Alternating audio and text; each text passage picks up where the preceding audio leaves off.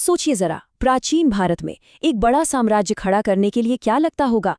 आज हम ठीक इसी सवाल का जवाब ढूंढेंगे, एक ऐसे राजा की कहानी के जरिए जिसने ये कर दिखाया। बिंबिसार, मगध का असली आर्किटेक्ट।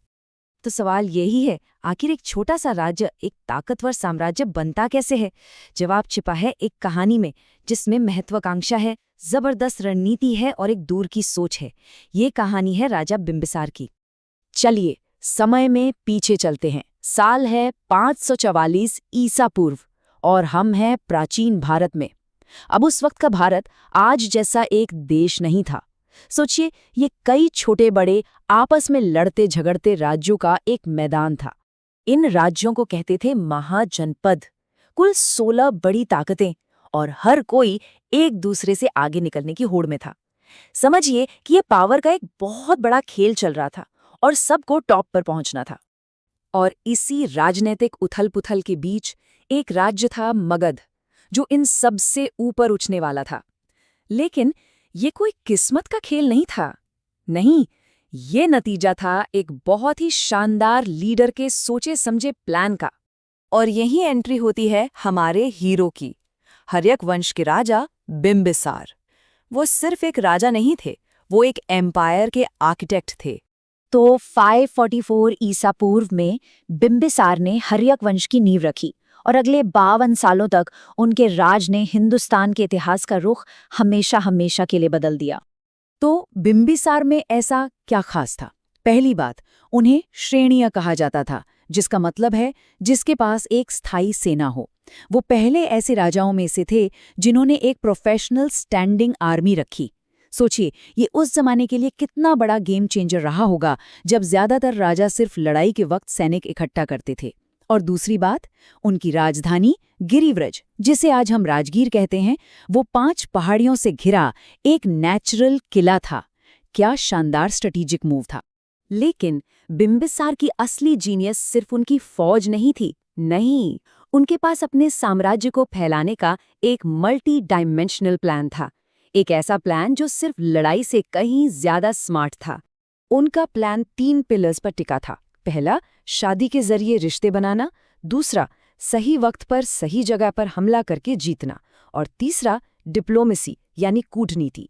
इन तीनों ने मिलकर मगध के उदय का पूरा ब्लूप्रिंट तैयार कर दिया।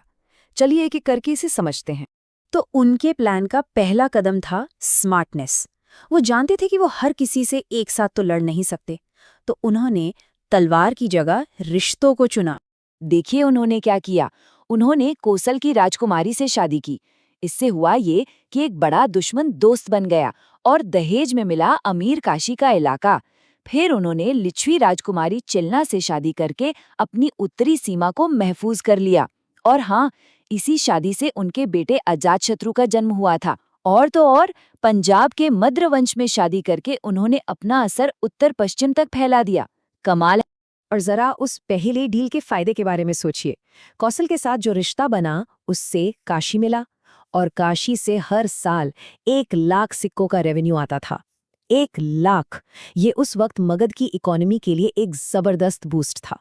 अच्छा, अब जब उनकी वेस्ट और नॉर्थ की सीमाएं सुरक्षित हो चुकी थीं, बिंबिसार अब अपनी मिलिट्री पावर इस्तेमाल करने के लिए आज़ाद थे। अब उन्होंने अपना ध्यान घुमाया पूरब की ओर। उनका सबसे बड़ा मिलिट्री एक्शन था अंग राज्य के खिलाफ। उन्होंने वहां के राजा ब्रह्मदत्त को हराया और अंग को सीधे मगध में मिला लिया। लेकिन असली फायदा क्या हुआ? उन्हें चंपा का मशहूर नदी बंदरगाह मिल गया। इसका मतलब था कि गंगा के रास्ते समुद्र तक जाने वाले पूरे ट्रेड रूट पर अब मगध का कंट्रोल था। लेकिन बिंबिसार की यही तो खूबी थी। वो जानते थे कि कब लड़ना है और कब नहीं।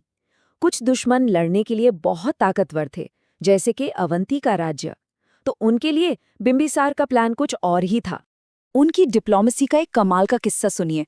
जब अवंती के ताकतवर राजा प्रद्योत बीमार पड़ गए, तो बिंबिसार ने क्या किया? उन्होंने अपनी सेना नहीं भेजी, बल्कि अपने शाही वैद्य जीवक को भेजा उनका इलाज करने के लिए। सोचिए, बस इस एक कदम ने एक खतरनाक दुश्मन को एक पक्का दोस्त बना दिया।